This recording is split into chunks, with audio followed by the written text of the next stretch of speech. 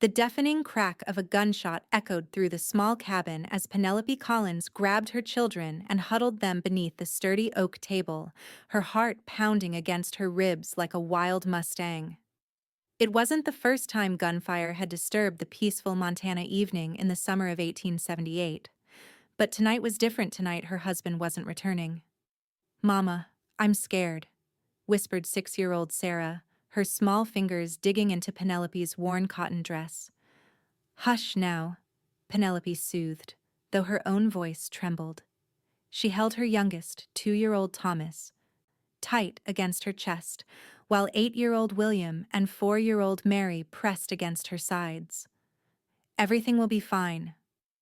But nothing had been fine since George Collins had ridden away 3 weeks ago.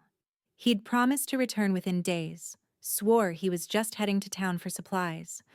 The letter that arrived yesterday told a different story, one of a man who'd found a gold-digging opportunity too tempting to resist, who was headed to California with a saloon girl half Penelope's age, and no intention of returning to the responsibilities of a struggling homestead and 4 hungry children. The gunshot had likely been a hunter. But every loud noise set Penelope's nerves on edge these days. Their nearest neighbor was 5 miles away, and the small town of Willow Creek lay 15 miles beyond that. With winter approaching, dwindling supplies, and no money to speak of, Penelope was facing the most desperate situation of her 32 years. Morning broke with an unforgiving brightness that matched Penelope's mood. She stood at the cracked mirror, her auburn hair hastily pinned up, dark circles beneath her green eyes. At one time, she'd been considered the beauty of St. Louis, but 8 years of frontier living had weathered her skin and hardened her soft edges.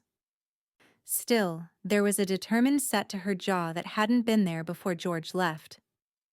"William," she called to her oldest, who was already feeding the chickens outside. "I need you to watch the little ones while I check the vegetable patch." William nodded solemnly, a boy forced to become a man too soon. He had his father's dark hair, but, thankfully, Penelope's kind eyes. She ruffled his hair as she passed, trying to offer reassurance she didn't feel. The vegetable garden, once George's pride, now looked sad and neglected. The summer drought had taken most of the crops, and what remained wouldn't sustain them for long. Penelope knelt in the dirt, digging up a few small potatoes and the last of the carrots. Tonight's supper would be thin soup again. As she worked, a distant plume of dust on the horizon caught her attention. Riders, at least one, maybe more. Straightening up, she shaded her eyes and felt her stomach knot with tension. Visitors were rare in this remote part of Montana territory, and rarely brought good news. "William!" she called, her voice carrying across the yard. "Get everyone inside." Wiping her dirty hands on her apron, Penelope hurried to the cabin, pausing only to grab the shotgun that hung above the door. She checked that it was loaded, one of the many skills she'd acquired since moving west, and stepped onto the porch, gun resting in the crook of her arm. As the rider drew closer, Penelope could make out a tall figure on a chestnut stallion, a man in a wide-brimmed hat, his face shadowed beneath it. Not George, this man was broader, sat straighter in the saddle, a stranger. "That's far enough," Penelope called when he was within earshot. Her finger hovered near the trigger, though she hoped she wouldn't need to use it.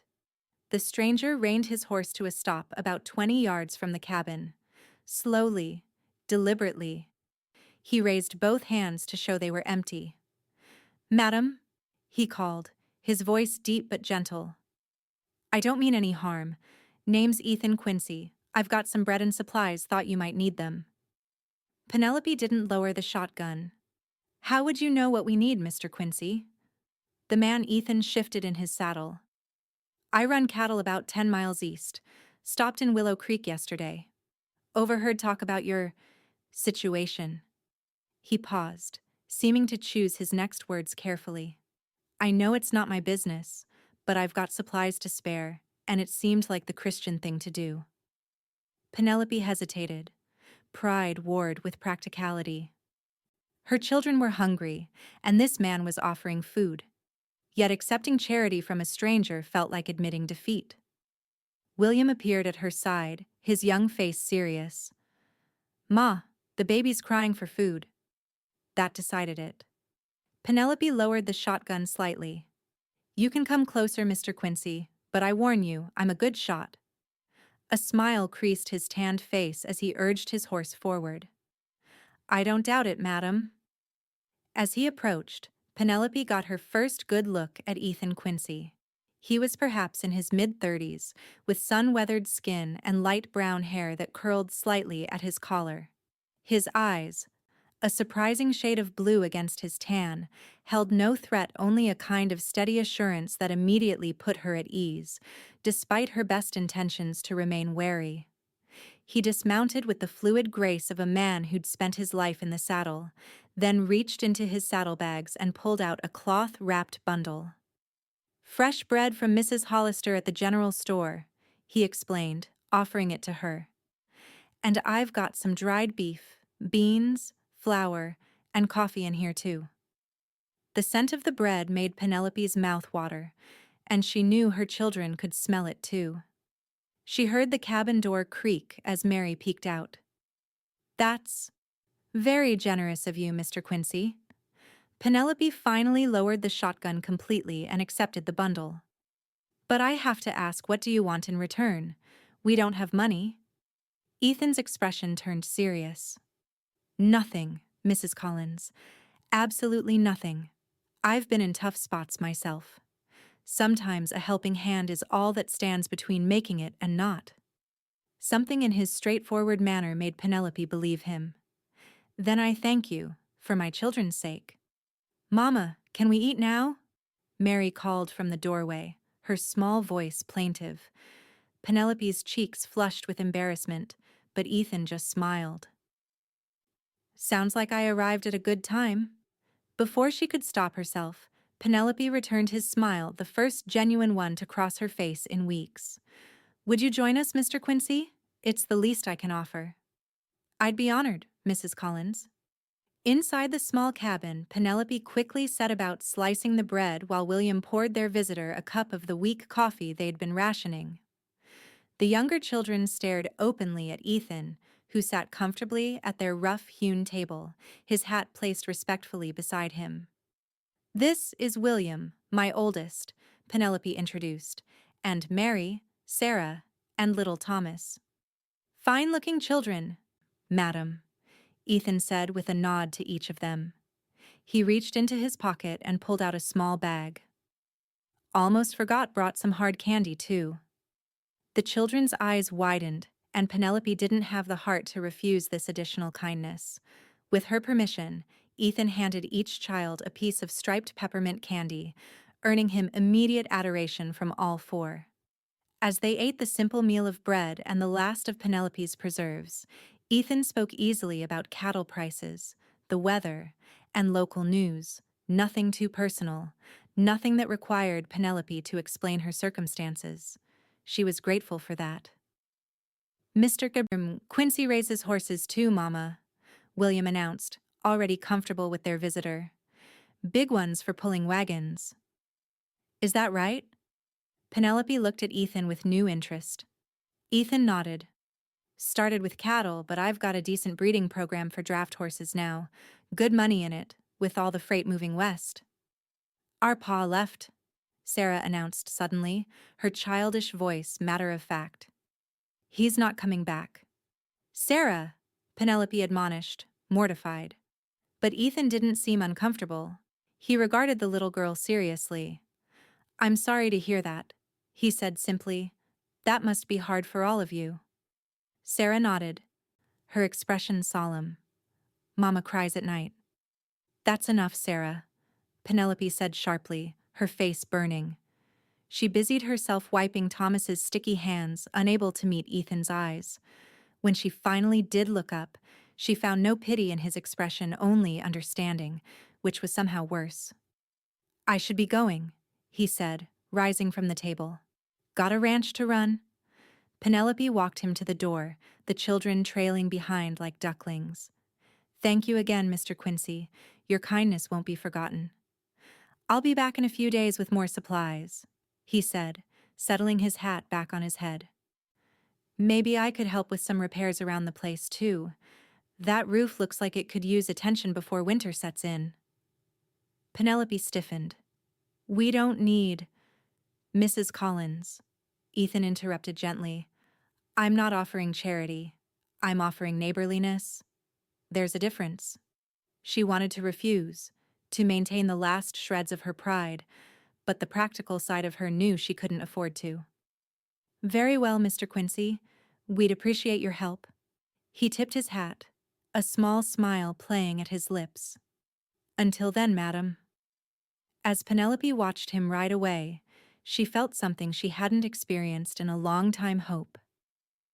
True to his word, Ethan returned 3 days later with more supplies and tools.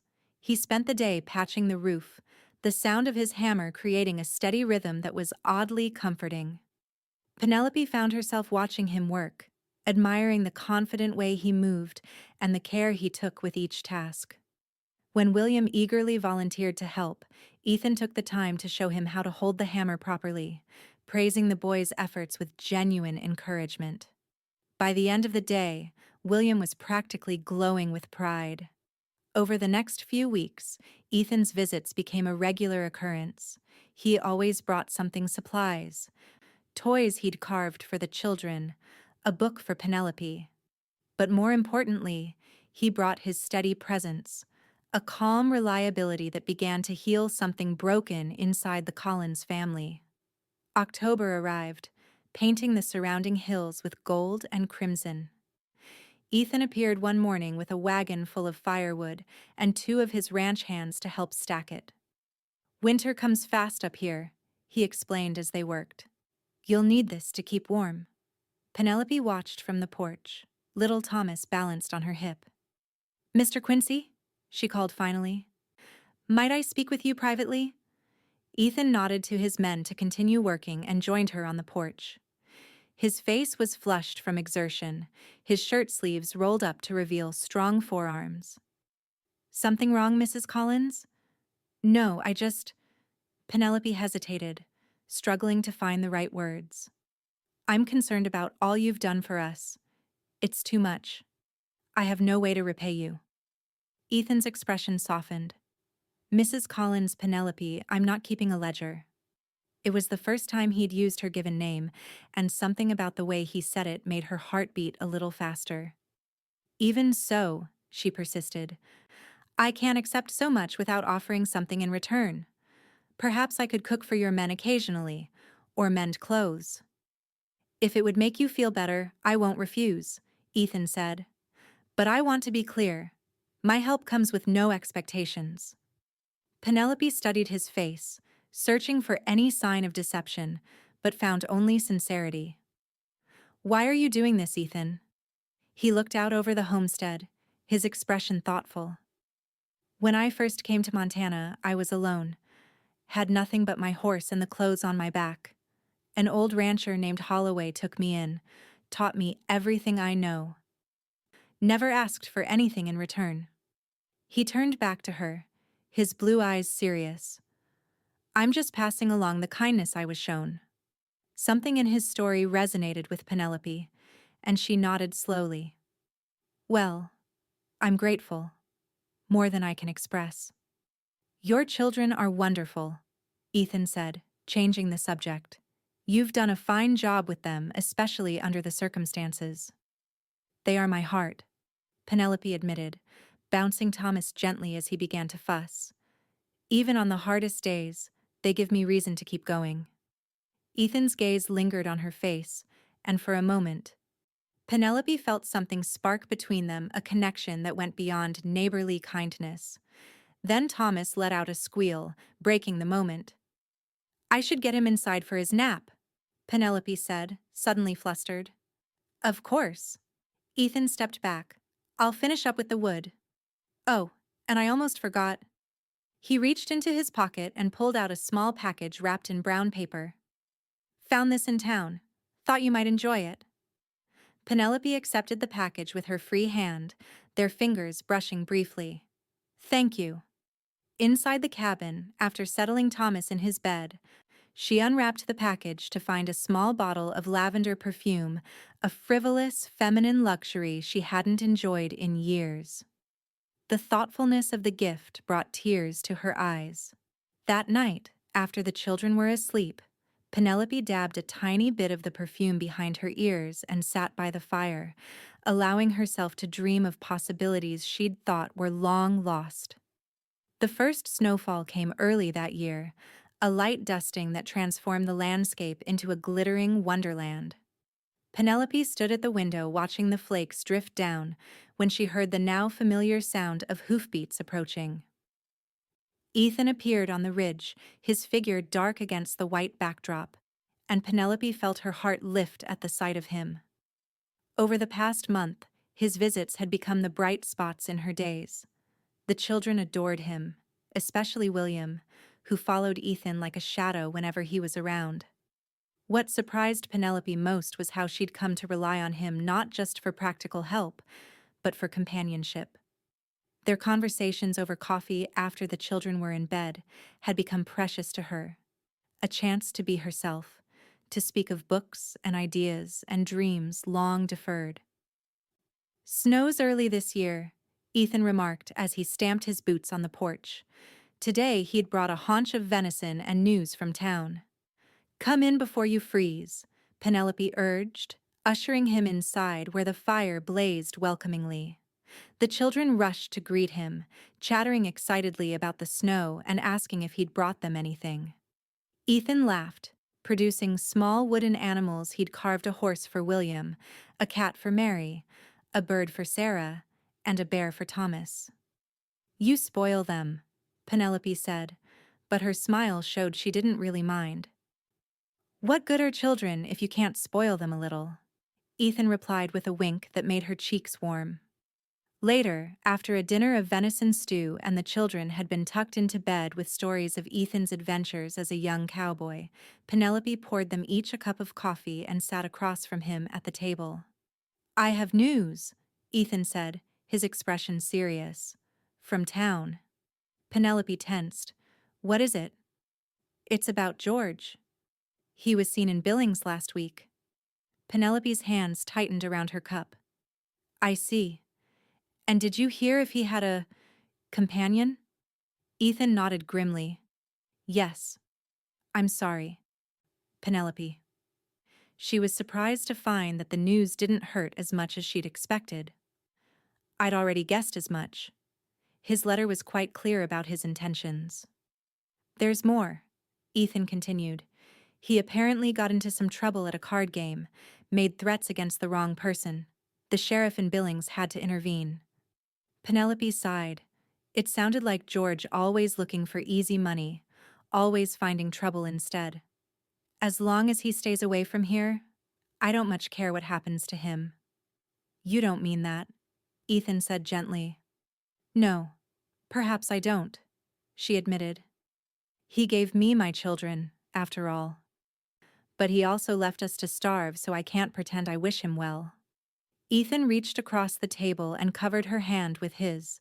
His skin was warm and rough, a working man's hand. "You deserve better, Penelope. You and the children." The sincerity in his voice made her throat tight with emotion. "Perhaps, but wishing doesn't make it so." "No," Ethan agreed, his thumb tracing a small circle on the back of her hand. "Actions do."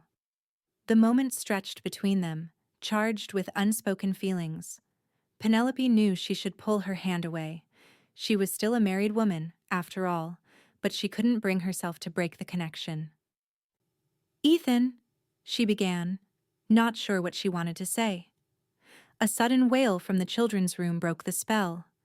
Little Thomas, waking with a nightmare.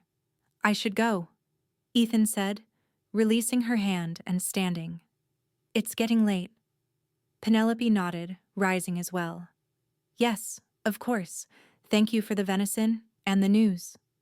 At the door, Ethan paused, his expression conflicted.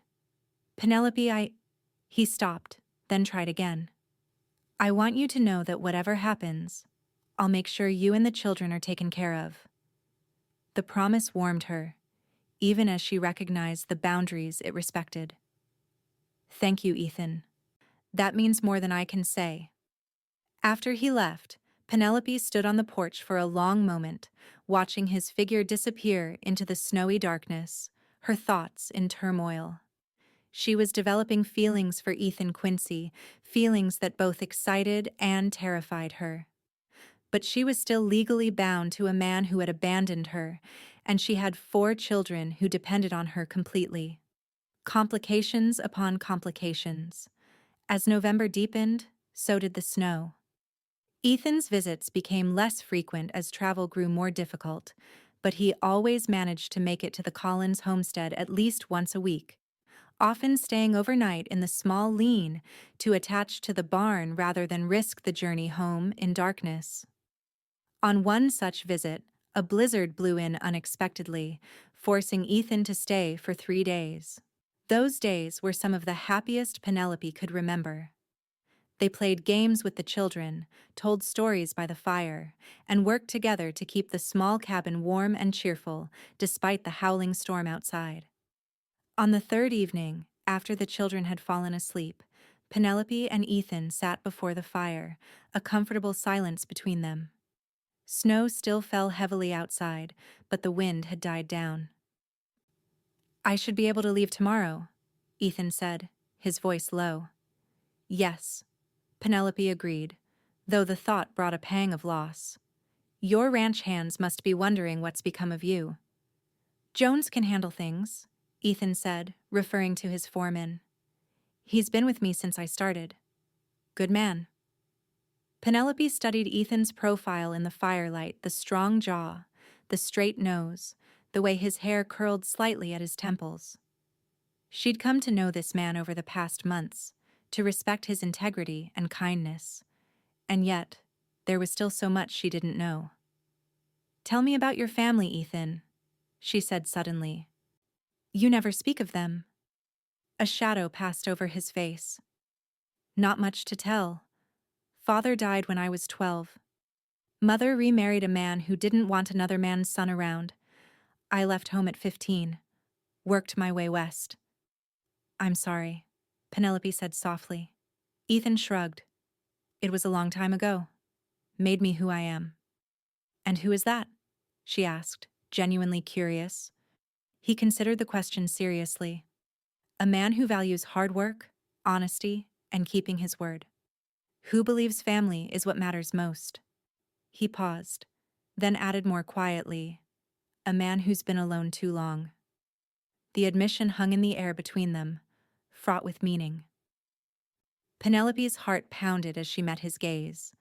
I understand loneliness, she whispered. I know you do.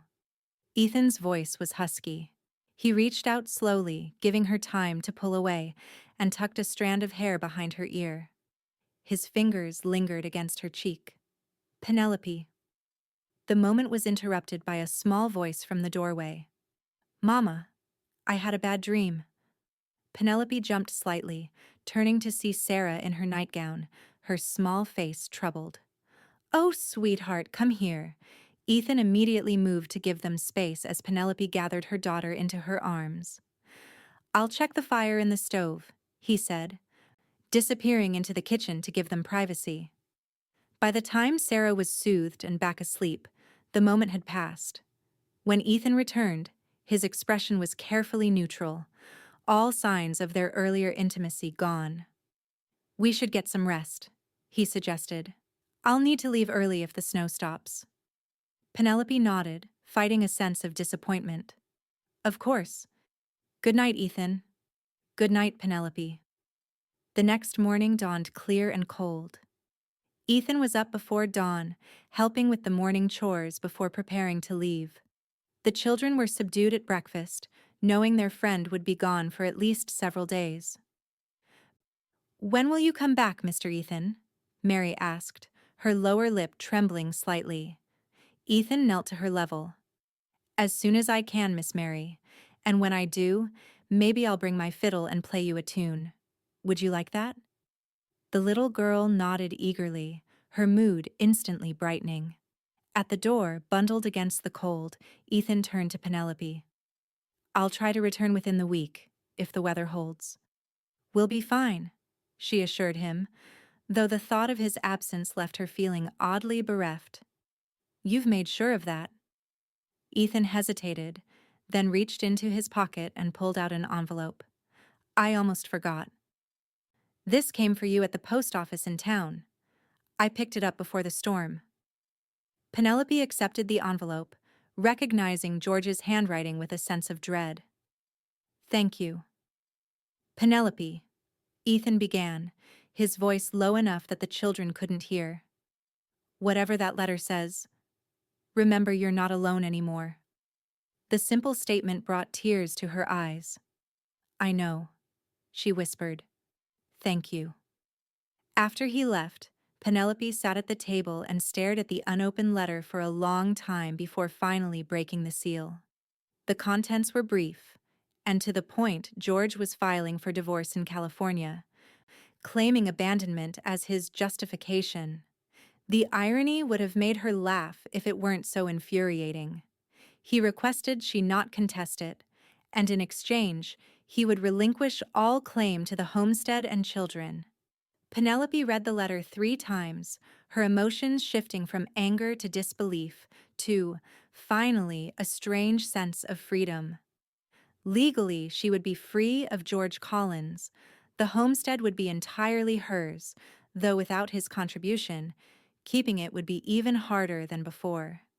And yet, as she looked around at the cabin that Ethan had helped repair, at the woodpile that would keep them warm through winter, at the food stores that would see them through until spring, Penelope felt a sense of possibility that had been missing for a very long time. 4 days later, Ethan returned as promised, his wagon loaded with Christmas gifts for the children and a small pine tree that filled the cabin with its fresh, woodsy scent. The joy on the children's faces as they decorated the tree with paper chains and popcorn strings warmed Penelope's heart. That night, after the children were asleep, she showed Ethan the letter. "He's giving you a divorce," Ethan said, his expression carefully neutral. "How do you feel about that?" "Relieved," Penelope admitted. "And angry that he's twisting the truth, and?" Ethan prompted when she hesitated. "And frightened," she confessed. "Being a divorced woman in these parts won't be easy. People talk." "Let them talk," Ethan said firmly. "Anyone who matters knows the truth." Penelope looked up at him, taking courage from his steadfast gaze. "The truth is that he abandoned us, and you saved us." "You would have found a way, Penelope. You're stronger than you know." "Perhaps," she acknowledged. "But I'm grateful I didn't have to find out just how strong." She took a deep breath. "I'm going to accept the divorce." Ethan nodded slowly. "I think that's wise." "Do you?" She searched his face. "Because once it's final, I'll be truly alone, a woman with no husband, trying to run a homestead with 4 young children." "You won't be alone," Ethan said, his voice dropping to a near whisper. "Not unless you want to be." The implication hung in the air between them. Penelope's heart raced as she realized what he was suggesting. "Ethan, are you—" "I'm not asking anything of you now," he interrupted gently. "It wouldn't be proper, with things as they are. But when the time is right, if you're willing, I'd like to court you properly. Penelope Collins." Tears sprang to her eyes at the simple dignity of his declaration. "I think I'd like that very much, Ethan Quincy." The smile that spread across his face was like the sun breaking through clouds. He reached across the table and took her hand, raising it to his lips for a chaste kiss that nonetheless sent a shiver through her entire body. "Then I'll wait," he promised, "as long as it takes." Christmas at the Collins homestead was a joyous affair, unlike any the family had experienced before. Ethan arrived Christmas Eve with his fiddle as promised, filling the small cabin with music and laughter. He'd brought gifts for everyone, hand-knitted scarves from a woman in town for the children, and for Penelope, a beautiful leather-bound journal. "For your thoughts," he explained as she ran her fingers over the smooth cover. "I've noticed you like to write in the evenings sometimes." The thoughtfulness of the gift touched her deeply. "It's perfect," she said, fighting tears. "Thank you." In return, Penelope had knitted him a pair of warm gloves, working on them late at night after the children were asleep. "They're not fancy," she apologized as he tried them on. "They're made by your hands," Ethan said simply. "That makes them precious." The children presented him with drawings and a whittled horse that William had worked on in secret for weeks. Ethan accepted each gift with genuine appreciation, especially William's horse, which he promised to keep on his desk at the ranch house. As the evening wound down and the children began to yawn, Ethan pulled out one last surprise, a small envelope that he handed to Penelope. "What's this?" she asked, puzzled. "Open it," he encouraged. Inside was a deed of ownership for 20 acres of prime grazing land adjoining her property land that had once been part of the original Collins homestead, but had been sold by George years earlier to pay gambling debts. "Ethan," she gasped, "how did you—" "I bought it back," he explained, "from the bank in Willow Creek. They were about to sell it to a mining company." "But the cost must have been worth it," he interrupted firmly. "This land belongs with your homestead, Penelope. It's good bottom land with water access. You can expand your garden, maybe run a few more cattle." Penelope was speechless.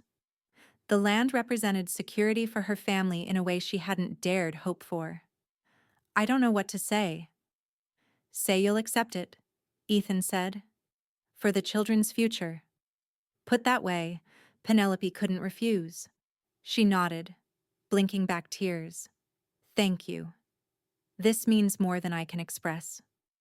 Later, after the children were tucked in bed with visions of Santa Claus dancing in their heads, Penelope walked Ethan to the door. Outside, the night was clear and cold, stars spangling the vast Montana sky. "Will you stay for Christmas dinner tomorrow?" she asked. "I wouldn't miss it," Ethan promised. He hesitated, then reached up to touch her cheek gently. "You look beautiful tonight, Penelope. Happy." "I am happy," she admitted. "Happier than I've been in a very long time." His blue eyes searched hers, and Penelope felt the now familiar warmth spread through her chest. Standing on tiptoe, she pressed a quick, soft kiss to his cheek. "Merry Christmas, Ethan." His smile was like sunshine. "Merry Christmas, Penelope." Winter gradually released its grip on the Montana landscape as January turned to February, then March. The divorce proceedings progressed slowly through legal channels, with George apparently pushing for a quick resolution. By early April, Penelope received the final paperwork confirming her legal separation from George Collins. The day the papers arrived, Ethan was helping William repair a fence on the far edge of the property. Penelope walked out to meet them, the document clutched in her hand. "It's done," she said simply when Ethan looked up. He straightened, understanding immediately. "William," he said to the boy, "why don't you take these tools back to the barn? I need to speak with your mother." William nodded, his perceptive eyes moving between the adults before he gathered the tools and headed back toward the homestead. When they were alone, Ethan took a step closer to Penelope. "How do you feel?" he asked gently. "Free," she answered honestly, "and a little afraid." "Afraid of what?" She looked down at the paper in her hand. "Of what comes next. Of failing my children. Of—" She hesitated, then made herself meet his eyes. "Of disappointing you." Ethan's expression softened. "Penelope, you could never disappoint me." He took her hands in his, the divorce papers caught between their palms. "These past months have been the happiest of my life, just being near you and the children. Watching you face every challenge with grace and strength. Penelope felt a blush warm her cheeks. You make me sound better than I am. No, he disagreed. I see you exactly as you are, a remarkable woman who deserves every happiness. Her heart pounded as Ethan's gaze dropped to her lips, then back to her eyes. Penelope, he said, his voice husky.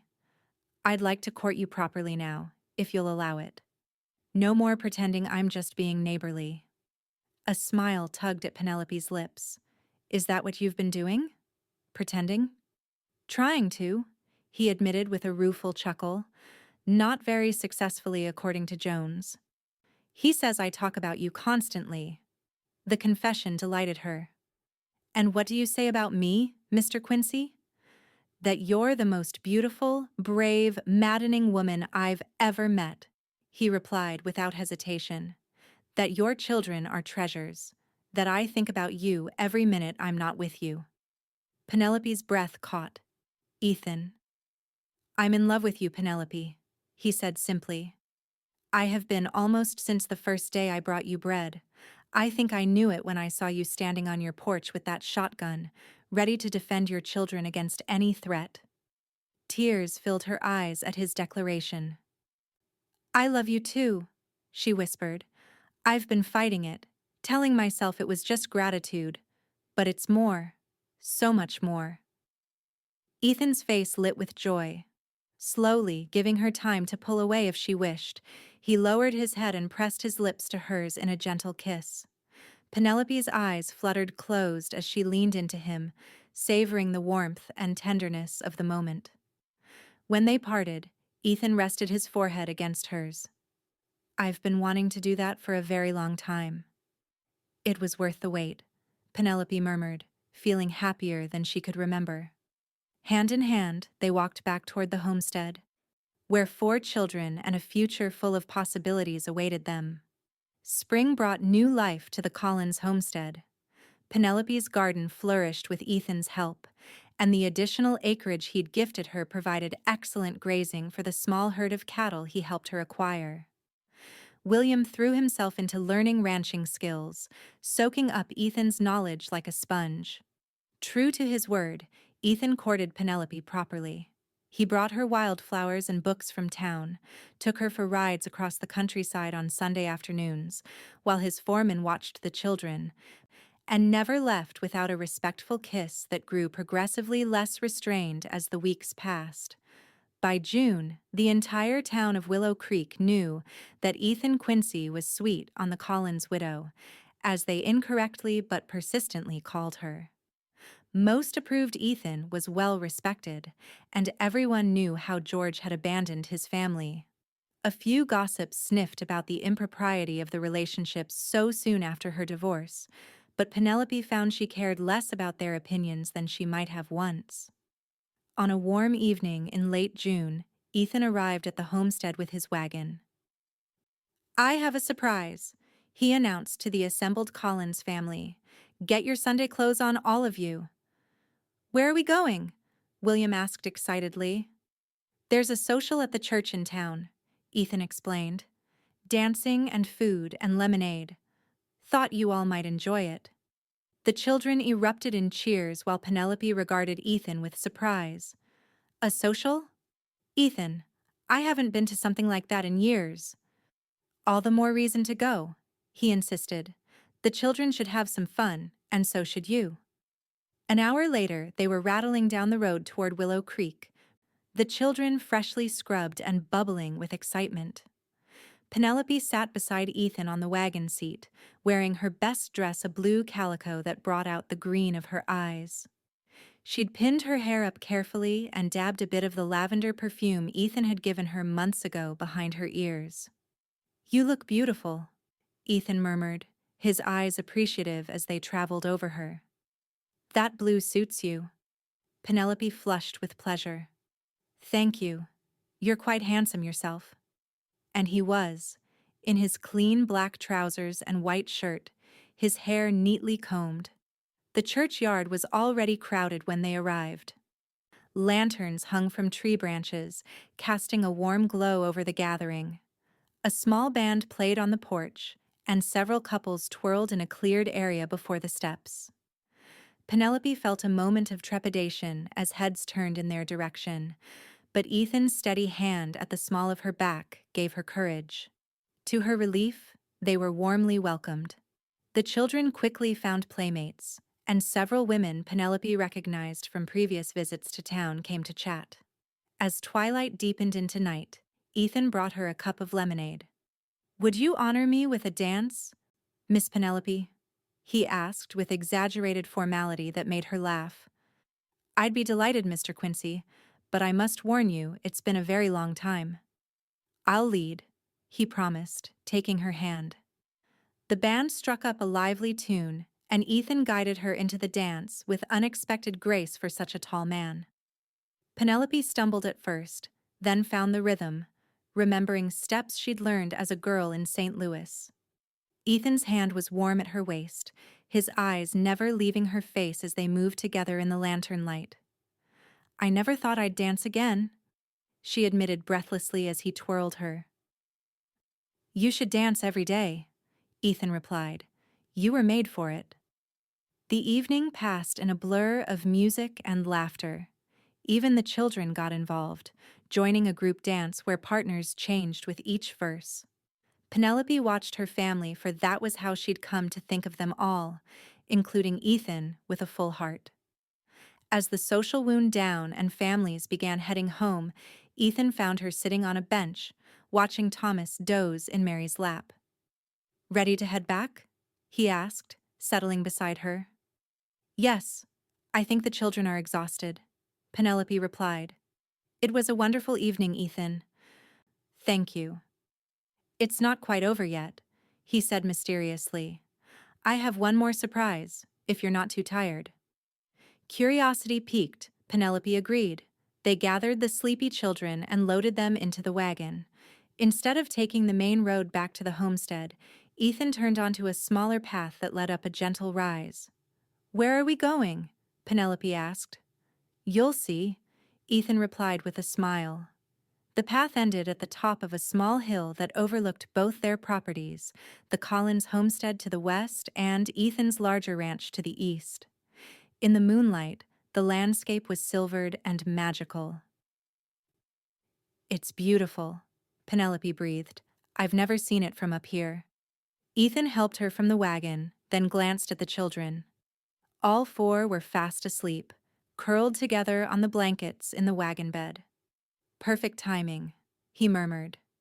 Taking Penelope's hand, he led her to the very top of the rise. "I wanted to show you something."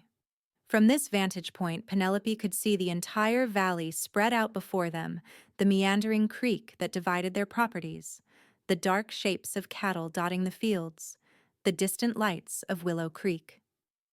Directly below, she could make out the roof of her cabin and, further away, the larger shape of Ethan's ranch house. "This is my favorite spot," Ethan told her. "I come here sometimes to think." "I can see why," Penelope said. "It feels like you can see forever from here." "That's what I wanted to talk to you about," Ethan said, his voice suddenly serious. "The future? Our future?" Penelope's heart began to race as Ethan took both her hands in his. In the moonlight, his face was earnest and open. "Penelope Collins, these past months have shown me what I was missing in my life. You and those 4 amazing children have filled an emptiness I didn't even know was there." He paused, taking a deep breath. "I love you, all of you. I want us to be a family, officially and forever." Tears welled in Penelope's eyes as Ethan dropped to one knee before her, still holding her hands. "Will you marry me, Penelope?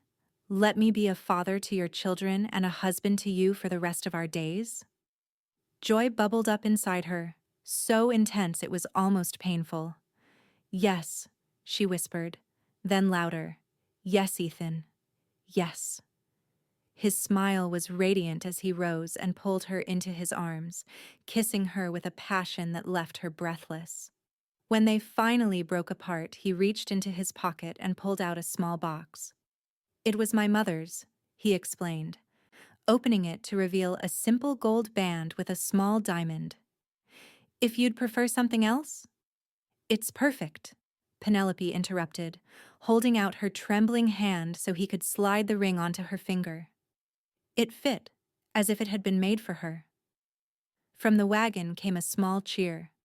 They turned to see William sitting up, a huge grin on his face. Beside him, Mary and Sarah were also awake now, eyes wide with excitement. Only Thomas slept on, oblivious. "Did she say yes?" William called. Ethan laughed. "She did indeed." The girls squealed with delight while William pumped his fist in the air. "I knew it," he crowed.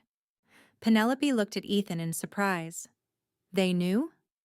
"I asked William's permission last week," Ethan admitted. "Seemed like the right thing to do, him being the man of the family and all." The girls overheard. Tears of happiness spilled down Penelope's cheeks as she embraced Ethan again. "You are a remarkable man, Ethan Quincy. And you're an extraordinary woman, soon to be Mrs. Quincy," he murmured against her hair. Surrounded by the children they both loved, beneath the vast Montana sky filled with stars, Penelope felt a sense of rightness she'd never known before. The road that had led her here had been difficult, filled with hardship and heartbreak, but standing in Ethan's arms, she wouldn't have changed a single step. The wedding took place in mid-July, a simple ceremony in the Willow Creek Church, followed by a celebration at Ethan's ranch. The entire town turned out, along with ranchers from miles around. William proudly walked his mother down the aisle, while Mary and Sarah scattered wildflower petals before them. Thomas, now almost 3, carried the rings on a small pillow, his face screwed up in concentration. Penelope wore a dress of cream-colored silk that Ethan had ordered specially from Helena, her hair adorned with a crown of daisies the girls had helped weave. When she reached the altar where Ethan waited, his eyes shining with love, she felt more beautiful and cherished than she ever had before. "Dearly beloved," the minister began, "we are gathered here today to witness the union of Ethan James Quincy and Penelope Grace Collins." The vows they exchanged were traditional, but spoken with deeply personal meaning. When Ethan promised to love, honor, and cherish her all the days of his life, Penelope knew with absolute certainty that he meant every word. And when she pledged herself to him in return, she did so with her whole heart. "By the power vested in me, I now pronounce you husband and wife," the minister declared. "You may kiss your bride." The kiss Ethan gave her was tender yet passionate, a promise of the life they would build together. The church erupted in cheers and applause, loudest from the front pew where the children jumped up and down with excitement. The celebration afterward was joyous tables groaning with food contributed by neighbors, music and dancing, and toasts to the happy couple. As evening fell, lanterns were lit around the yard, creating a magical atmosphere. "Are you happy, Mrs. K. Quincy?" Ethan asked as they swayed together to a slow melody played by the fiddler. "More than I ever thought possible," Penelope answered truthfully, her head resting against his chest. "And you?" "I've everything I could ever want," he murmured, pressing a kiss to her temple. "You, the children, our home. It's more than I dared dream of." As the night deepened, Ethan's foreman Jones took charge of the children, who would stay at the ranch house while the newlyweds spent their wedding night at a small cabin Ethan had built years ago as a line shack on the northern edge of his property. He'd spent weeks refurbishing it for this occasion. And when he carried Penelope across the threshold, she gasped at the transformation. Soft lamplight illuminated a cozy space with a fire already burning in the stone hearth. Fresh flowers stood in vases, their scent mingling with the pine and cedar of the walls. A large bed dominated one corner, covered in clean white linens and a colorful quilt. "Ethan, it's beautiful," she breathed as he set her gently on her feet. "Not as beautiful as you," he replied, his voice husky with emotion. Their first night as husband and wife was everything Penelope had hoped for, tender, passionate, and filled with discovery. In Ethan's arms, she found a depth of intimacy she'd never known before, a connection that went beyond the physical to touch her very soul. Afterward, lying in the circle of his embrace as moonlight filtered through the cabin window, Penelope traced the planes of Ethan's face with gentle fingers. "Thank you," she whispered. "For what, my love?" he asked, capturing her hand and pressing a kiss to her palm.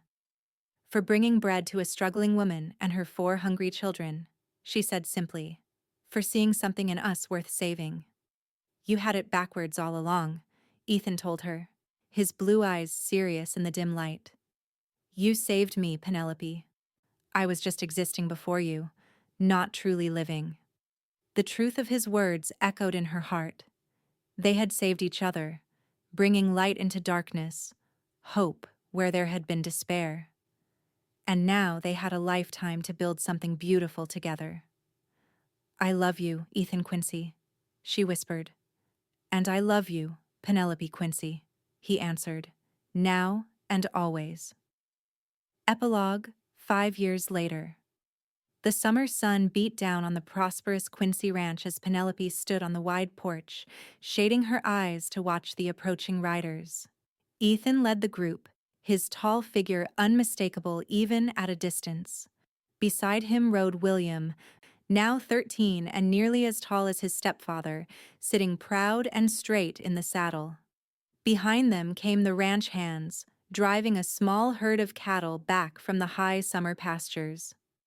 "Papa's home!" 6-year-old Rebecca shouted, racing around the corner of the house. With her father's blue eyes and her mother's auburn hair, she was a perfect blend of them both.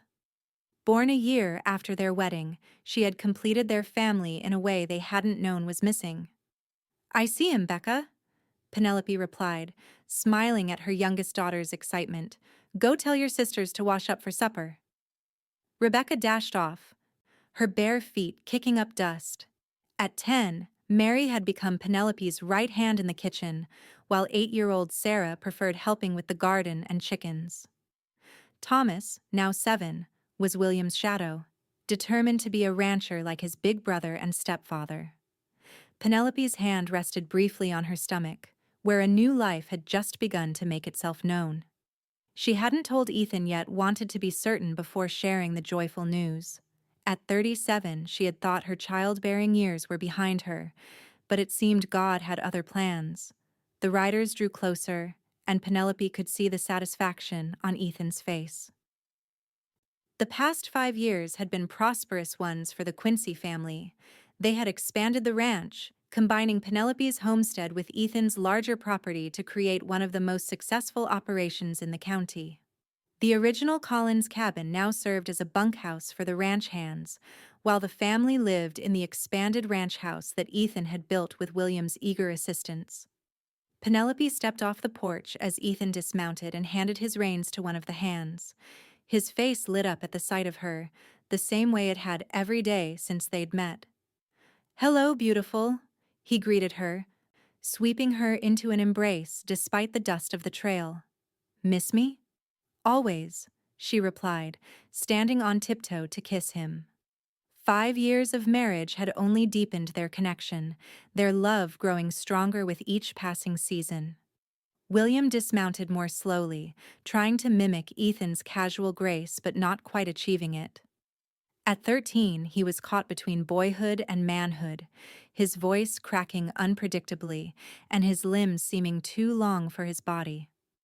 "Ma, you should have seen the new calf," he exclaimed, spotted just like its mama, but with the bull size. "Ethan says it'll fetch a good price come spring." "That's wonderful, William," Penelope said, feeling a surge of pride in her eldest. He'd taken to ranching with natural ability, soaking up Ethan's knowledge like parched earth absorbs rain. Thomas barreled out of the house and launched himself at Ethan, who caught him with practiced ease and swung him onto his shoulders. "Papa, did you bring me anything?" the boy asked hopefully. Ethan chuckled. Maybe I did. But supper first, then presents. Inside, the house was filled with the delicious aroma of Penelope's beef stew and fresh-baked bread. The family gathered around the large oak table Ethan had crafted as a wedding gift, a noisy, joyful assembly that never failed to make Penelope's heart swell with gratitude. After grace, as the food was passed and stories of the day exchanged, Penelope caught Ethan watching her with a tender expression. "What?" she asked, smiling. "Just thinking how lucky I am," he replied, his voice meant only for her ears. "Best decision I ever made was loading up that wagon with bread and supplies." Penelope's eyes misted slightly as she remembered that desperate day 5 years ago when a tall cowboy had appeared on her doorstep, offering not just food, but hope. "Best decision I ever made was not shooting you," she teased. Ethan laughed, drawing curious looks from the children. "Your mama was quite the sharpshooter when I first met her," he told them, winking at Penelope. "Had me convinced she'd pull the trigger if I took one step wrong." "Would you have, Mama?" Sarah asked, wide-eyed. Penelope pretended to consider the question seriously. "Probably not. He was far too handsome to shoot." The children giggled while Ethan's eyes darkened with a heat that promised private moments later, after the household was asleep. After dinner, when the dishes were washed and the younger children tucked into bed, Penelope and Ethan sat on the porch swing, watching the stars appear one by one in the vast Montana sky. William had gone to the bunkhouse to play checkers with Jones, a privilege he'd recently been granted and treasured. Ethan's arm rested comfortably around Penelope's shoulders, his fingers playing idly with a strand of her hair. "Jones says we should get a good price for the herd this year. Market's strong." "That's wonderful," Penelope replied. "I was thinking we might use some of the money to send William to that agricultural school in Helena next summer, just for a few weeks. He's so eager to learn everything about ranching." "Good idea," Ethan agreed. "Boy's got a natural talent for it. He'll run this place better than I do someday." They sat in comfortable silence for a while, the swing creaking gently beneath them. Penelope gathered her courage, deciding the moment was right. "Ethan," she began, taking his hand and placing it on her still flat stomach, "I have some news." His hand stilled, then spread wide across her middle as understanding dawned in his eyes. "Penelope? Are you saying what I think you're saying?" She nodded, suddenly shy. "Dr. Bennett confirmed it yesterday. We're going to have a baby, sometime in early spring." Joy transformed Ethan's face. He pulled her close, pressing his forehead to hers. "Another child," he whispered, his voice thick with emotion. "Our second together." "Are you happy?" she asked, though she could see the answer in his shining eyes. "Beyond words," he replied, kissing her softly. "Each day I think I couldn't possibly love you more, and each day you prove me wrong." Penelope melted into his embrace, marveling at the journey that had brought them to this moment. From that desperate day when he'd arrived with bread and steady hands to save a family on the brink of starvation, to this peaceful evening on their prosperous ranch surrounded by the family they'd built together. "I love you, Ethan Quincy," she murmured against his lips, "more than I could ever say." "And I love you, Penelope Quincy," he answered, the words as fresh and true as the first time he'd spoken them. Now and always. Above them, the Montana stars continued their eternal dance across the heavens, bearing witness to a love that had begun with an act of kindness and grown into something enduring and unbreakable. A love strong enough to sustain them through whatever life might bring. Steady as Ethan's hands and nourishing as the bread he had once carried to a desperate family's door.